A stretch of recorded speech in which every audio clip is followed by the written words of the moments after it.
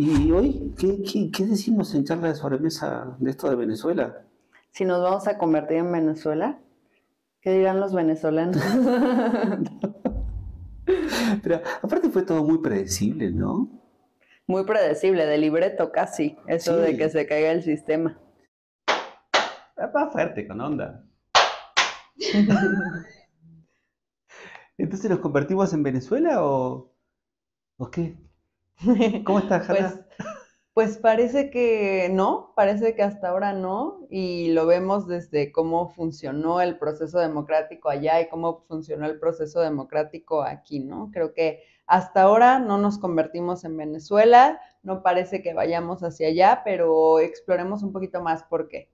Pero, por ejemplo, un venezolano, ¿no? O sea, ¿cómo se refiere internamente? Sabes que aquí en México tenemos, no sé, las tortas argentinas, ¿no? Toda una especialidad, pero si vas a Argentina no existe eso, ¿no? Entonces, fuera de Venezuela decimos, nos vamos a convertir en Venezuela. Pero ¿y los venezolanos qué dicen? ¿Nos vamos a convertir en qué?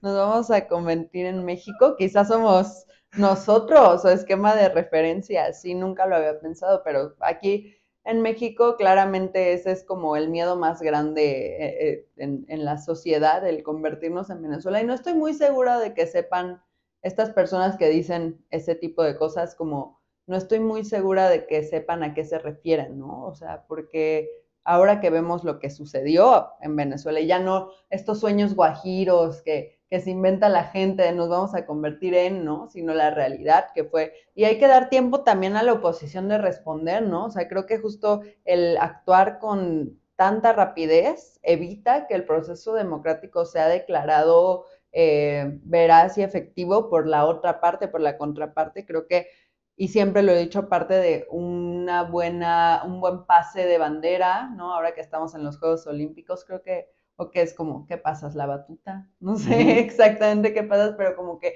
ese cambio en el poder es necesario que lo reconozca la contraparte.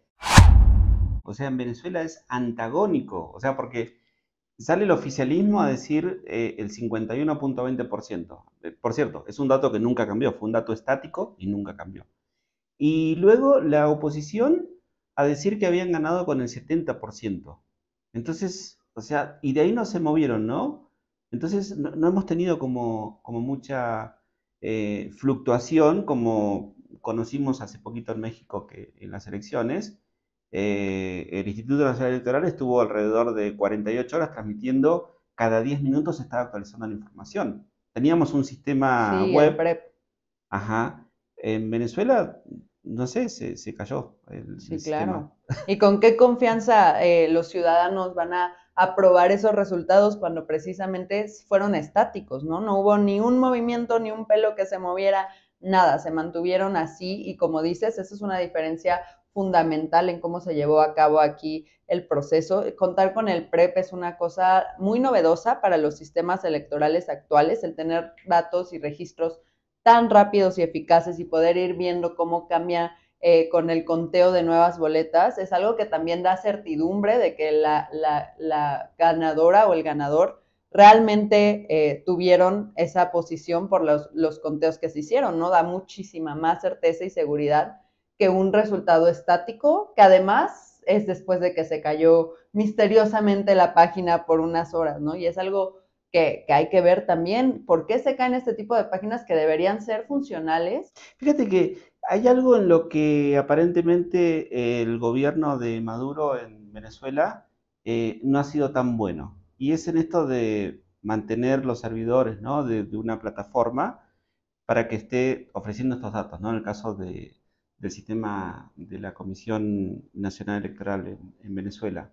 Pero sí resultó ser muy bueno en otra cosa, en la pericia forense. O sea, en ese sentido, eh, a pocas horas, o sea, pasaron apenas, no sé, 15 horas, si te gusta 20 horas, desde que terminaron los comicios, y ya el fiscal general salió a declarar que habían identificado que María Corina Machado, que es por supuesto la principal opositora, la que inhabilitaron, estaba detrás de unos ataques cibernéticos e identificó que venían desde Macedonia del Norte, o sea, con toda la precisión. Entonces, puede que no sean tan buenos de pronto para mantener los servidores y, bueno, tener un nivel de servicios web, pero sí son bastante buenos para la pericia forense. Entonces, Ni ellos, e inclusive como las personas dentro de este país tienen esa información, nosotros como mexicanos, argentinos, está muy difícil que podamos acceder a ella, ¿no? Pero sí es interesante hacer este análisis de las posibles estrategias o no para deshabilitar a una candidata que sabíamos que tenía bastante apoyo en las calles, que incluso con el resultado que se dio, quien sale a la defensa de la oposición es ella, ¿no? ahora me surge una duda existencial. Tenemos a un gobierno venezolano, un oficialismo que es muy bueno para hacer una pericia forense, y aparte de sus primeras declaraciones, o sea, fue muy contundente, ¿no? Derrotamos el fascismo, la ultraderecha, o sea, muy contundente, ¿no? Y de ser tan elocuente en todo eso, ¿para qué dejar estas cosas de que se cae el sistema? O sea, ¿para qué darles a la oposición un argumento tonto, ¿no? ¿Para qué prohibirles el acceso, negárselo? Incluso amigos como al expresidente Alberto Fernández de Argentina, ¿no? ¿Para qué hablar de que le cayeron mal los comentarios de Lula de pronto, ¿no? Que dijo, bueno, el que pierde, pierde, ¿no? Y el que gana, gana. O sea, y en ese contexto, si hay tanta consistencia, tanta firmeza por parte de Maduro, o sea, ¿por qué de pronto darles de qué hablar a la oposición? ¿Será parte de la estrategia eso? Creo que hubo un temor muy real de parte de Maduro de perder verdaderamente el poder, ¿no? Y creo que justo en estas debilidades son las que se muestran al final al público de maneras en las que, o sea, sale más caro el caldo que las albóndigas, diría mi mamá. Pero la gran pregunta es, ¿realmente habrá ganado? ¿No? Como esto también de que no lo hemos podido corroborar, pero que está circulando una imagen, ¿no? En donde están en el centro de comando y de pronto se toma una selfie, aparecen los resultados que daban por ganador a la oposición, ¿no? Y no al oficialismo. O sea, son como pequeños detalles que se van como filtrando, ¿sí? Después, otra cosa, no sé si te suena esto, así como familiar, ¿no? Uno empieza a ver esto con ojos, digamos, externos, pero Telesur, que es un medio de comunicación oficial, tiene un programa y, bueno, tiene muchos programas, ¿no? Pero hay un programa en particular donde tiene una sección que se llama algo así como vacunarse contra las mentiras, ¿no? Entonces desmenuzan todas las mentiras que están ocurriendo, no tan solo en Venezuela, sino como se las atribuyen alrededor del mundo, ¿no? O sea, diferentes tipos de mentiras. No sé si te suena familiar El esto. quién es quién de las mentiras. No sé, ¿Quién pero sabe? insisto, o sea, ¿para qué hacer esas cosas y darle a la oposición de qué hablar, de cosas que, a ver, si el oficialismo, si Maduro fuera realmente inteligente, o sea, creo que esas cosas pues, las tendría que haber superado hace rato, tendría que tener, digamos, un mensaje un poco más elevado al respecto, ¿no? Te digo, creo que es parte de este temor a la pérdida del poder real, ¿no? El que le sucedió a Maduro y que se ve mediante estas pequeñas notas que vamos sacando de repente a través de una selfie, o sea, de cosas tan básicas como una selfie que van saliendo datos que hacen que el panorama completo y el rompecabezas no se vea del todo impecable, ¿no? Donde haya cosas que explorar. Y precisamente creo que el tener un poder tan grande y el saber manejar desde la presidencia, desde un mando tan alto, las cosas alrededor, como incluso los medios de comunicación, lo que se está comunicando, el cómo haces y contextualizas estas cosas de nos atacaron acá, o sea, cómo planteas la oposición, todos esos pequeños detalles son parte también de un buen gobernante y de alguien que sabe gobernar, ¿no? Entonces, Hay algo también curioso al respecto y tiene que ver con esta suerte de enemistad, podríamos ponerle, ¿no? Con sus amigos clásicos, o sea, con Gustavo Petro de Colombia, con Lula da Silva de Brasil. López Obrador se mantuvo bastante al margen de todo, o sea, no sé si fue cauto, no lo sé, pero hubo un distanciamiento, o sea, sí hubo un rompimiento con el expresidente Alberto Fernández, con la denegación, o sea, primero fue invitado y luego se le denegó el acceso directamente. Estamos hablando aquí de los amigos, ¿no? De los amigos socialistas, que hubo un quiebre en estas elecciones, ¿no? Y en ese quiebre aquí quiero retomar una frase que suele repetir bastante el presidente mexicano López Obrador, que el que nada debe, nada teme, ¿no? Entonces, en ese contexto, ¿tendrá algo que temer, digamos? O sea, ¿estará debiendo algo Maduro al respecto? Sí, Y fíjate que con esta seguidilla de rompimiento, vamos a llamarla así, sutil de las relaciones con los amigos por parte de Maduro, algo que dijo en la mañana del 29 de julio el presidente López Obrador es, bueno, si se confirma el dato de la autoridad electoral, nosotros vamos a reconocer al gobierno, ¿no? Y ese dato se confirmó, pasaron varias horas y México no lo ha reconocido. Sin embargo, no hay un tema de falta de velocidad para México, ¿no? Cuando ocurrió el incidente de Donald Trump, fue en cuestión de minutos nada más, ¿no? De hecho, López Obrador presumió que había sido el primer país del mundo en manifestar su apoyo, ¿no?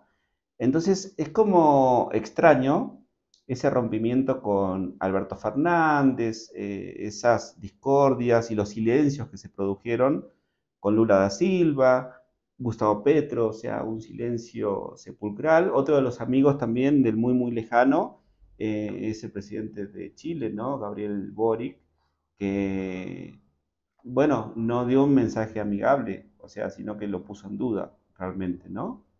Entonces, como que en ese sentido, también hay un escenario de incertidumbre de qué habrá pasado, que perdió tanto apoyo también de otros mandatarios, ¿no? Y cuando en su discurso a medianoche de Venezuela compartió con mucha euforia Maduro que había hablado, había tenido conversaciones con otros mandatarios, pues mencionó a sus amigos más férreos, ¿no? O sea, Nicaragua, Cuba, y listo, y ya no hay otros amigos más, ¿no?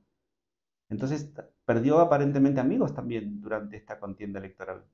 y además pensar que es un personaje que hasta ahora se ha declarado con más de la mitad de apoyo por parte de la población, no debería temer mucho, ¿no? Creo que, por ejemplo, aquí, y esta es otra diferencia importante, ¿no? Con el proceso electoral de México versus el de Venezuela en este año que se dio, es que Claudia Sheinbaum, con el porcentaje que ganó y era un porcentaje bastante seguro también, donde la defensa a su posición y a su victoria eran muy fáciles de hacer, ¿no? Sin nada que temer, sin nada que deber. Y Maduro, por su parte, no vemos esa misma actitud, ¿no? Esa actitud de 51% de la población votó por mí nuevamente después de todos estos periodos electorales, ¿no? Sí se ve como algo que aún no está tan declarado y que no, ni siquiera él lo cree totalmente porque, de nuevo, si ese fuera el porcentaje, y bueno, de ser ese el porcentaje real con el que ganó Maduro, entonces la defensa sería muy distinta, ¿no? Y incluso hacia los países exteriores, la forma de manejarse también sería muy distinta. Entonces eso es también bastante impresionante y curioso, ¿no? Que alguien con el 51.2% de los votos no los esté defendiendo como el 51.2% de los votos. No sé si me doy a entender en este sentido. Y bueno, en esta charla de sobremesa siempre concluimos, ¿no? O sea, tenemos algunas conclusiones, algunas observaciones. ¿Qué podemos aprender de esta situación? ¿Qué perdió Venezuela? ¿Qué ganó? ¿Cómo lo ves? Hacia el futuro y es importante rescatar esto de nuestra conversación, ¿no? Esta falta de confianza institucional que se va a ver para la posteridad. ¿Qué va a suceder con estas personas que realmente no validaron el resultado? ¿Qué va a suceder con instancias gubernamentales como la CNE, como incluso el propio Telesur, ¿no? O sea, ya una vez que pierdes control de los medios porque ya no son fiables, ahí también ya tienes un problema bastante grande y creo que la población va a perder muchísima confianza hacia adelante de este tipo de datos dados por este tipo de medios, por este tipo de instituciones, ¿no? Se pierde bastante la confianza y para mantener un régimen se necesita mucha confianza. La oposición sigue sin reconocer el triunfo del todo, ¿no? No, Sigue y varios siendo. países latinoamericanos también. Y eso es un problema bastante grande ahora para Venezuela, el hecho de que no te reconozcan, porque de nuevo este pase de bandera tiene que darse de la manera más sencilla y de la manera más sublime que se pueda, y no se está dando bastante turbulenta, ¿no? Esta pasada de poder a sí mismo, que esto es también bastante importante, o sea, ¿quién está verificando estas instituciones sino el propio gobierno? No hay instituciones terciarias que puedan hacer una revisión y fidedigna a estos No, resultados. ni veedores internacionales, mucho Mm, menos todavía. no hay quien entre. Sí, yo creo que lo que también va a ocurrir es que se va a producir un quiebre mucho más grande que el anterior, porque hasta este momento hay muchos países que a partir de las deportaciones, ¿no? Que comenzaron con los periodistas inicialmente, y bueno, ahora se confirmó directamente con exmandatarios, con periodistas, o sea, con cualquiera que no esté asociado, afiliado, digamos, a esa ideología, ¿no? De Nicolás Maduro. Entonces, creo que ahora sí se produce un quiebre real, hay una declaración real de varios países latinoamericanos que lo desconocen, digamos, al resultado electoral, por esta negación de estos veedores internacionales. Y esa situación creo que sí, en este contexto se va a escalar, se va a llevar, digamos, a otro lugar y sí se va a producir, digamos, no un rompimiento de relaciones diplomáticas, o sea, porque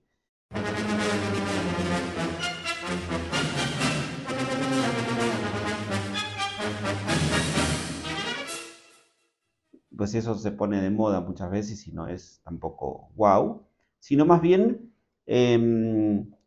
se va a seguir aislando Venezuela, ¿no? Como económicamente, o sea, en todos los aspectos, y va a llegar un punto donde, bueno, o sea, va a terminar en una situación, digamos, de aislamiento, que si analizamos cómo viene su economía, la inflación, o sea, la emisión monetaria y el manejo, digamos, de los recursos del país, eh, pues tiene cada día más un nivel de pobreza, un porcentaje cada vez más alto y bueno, totalmente marginada, ¿no? Entonces, la pregunta es hasta qué punto ese porcentaje, ese teóricamente 44% de la oposición va a aguantar, ¿sí? Y va a sobrellevar esta situación, ¿no? En primer lugar, hay que ver cómo esto va a encauzarse, o sea, si realmente logrará asumir, pasarse él solito, digamos, la batuta y entregarse a través de la presidencia. Primero tenemos que analizar ese paso, ¿no? Si eso en 2025 ocurre. Y lo segundo es, ok, si eso sí ocurre, bueno, el día después, o sea, las cosas se van a poner algo feas. Estados Unidos va a tener también un nuevo presidente. Sabemos que no va a ser Biden bajo ningún aspecto. Y los intereses de Estados Unidos también por el petróleo, digamos, de Venezuela son bastante fuertes, con lo cual, si bien todavía no se ha manifestado de forma tajante Estados Unidos, sí Blinken estando en Japón, o sea, anunció bueno, que también percibía esa incertidumbre, ¿no? Y que quería información un poco más transparente. Entonces, veremos cómo se van desenvolviendo las cosas y si realmente sí está debiendo o no está debiendo, como diría López Obrador, Nicolás Maduro, ¿no? O sea, vamos a ver qué Y temores afloran desde ahora en adelante. Los ataques están claros, ¿no? O sea, inhabilitó a la principal opositora y no tan solo eso, sino que en tiempo récord, así, automáticamente ya lanzó toda la parafernalia estatal y resulta que ahora es la principal acusada de terrorismo y del ataque, digamos, informático y la caída del sistema y bueno, todos los males de Venezuela, ¿no? pues bueno, y la buena noticia al menos es que por ahora no nos vamos a convertir en Venezuela, ¿no? Pues veremos. Entonces, pero nos queda ese pendiente, a ver, ¿cómo dice un venezolano? O sea, no, nos vamos a convertir ¿en qué? Nos queda ese pendiente. Nos queda ese pendiente.